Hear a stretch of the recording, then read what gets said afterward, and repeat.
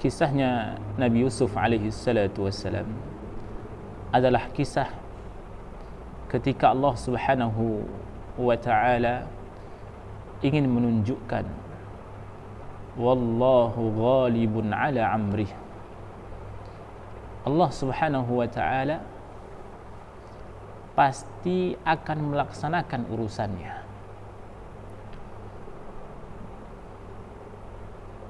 Bukankah kalau kita ikuti perjalanannya Nabi Yusuf alaihi salatu wassalam di dalam Quran surat Yusuf, itu isinya semuanya menyakitkan. Dari saudaranya yang iri, kemudian ditipu sama saudaranya, diajak main ternyata dibuang ke sumur.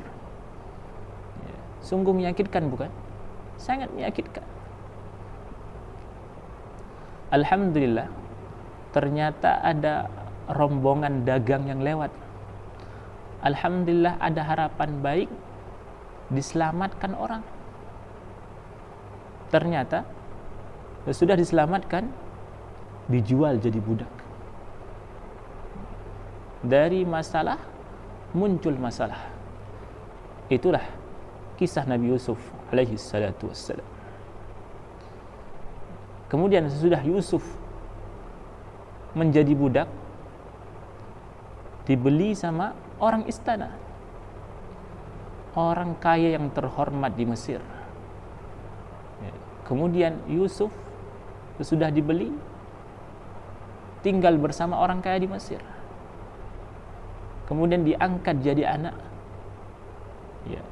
Nyaman, bukan? Nyaman, diangkat jadi anak. Kemudian apa yang terjadi? Ternyata terkena fitnah, digodain sama istrinya. Gara-gara itu dimasukkan ke dalam penjara. Jadi kisahnya Yusuf alaihi salatu wassalam semuanya pahit. Makanya Allah Subhanahu wa ta'ala mengatakan, wa kadzalika makkanna li Yusufa fil ardh wa linu'allimahu min ta'wilil ahadits. Kami kokohkan posisi Yusuf di muka bumi dan kami ajarkan kepadanya tentang takwil mimpi. Dari ayat ini kita tahu bahwasanya Allah Subhanahu wa ta'ala memberikan kepada Yusuf ialah, yang pertama, Allah menjadikan Yusuf kokoh di muka bumi. Maksudnya apa? Menjadi orang besar di muka bumi ini. Jadi kalau ada orang yang mengatakan bahwasanya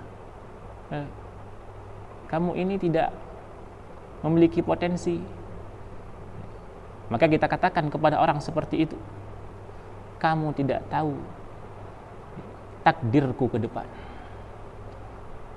Maka di sini kita mengetahui bahwasanya pada saat itu Yusuf alaihi salatu wassalam masih menjadi budak.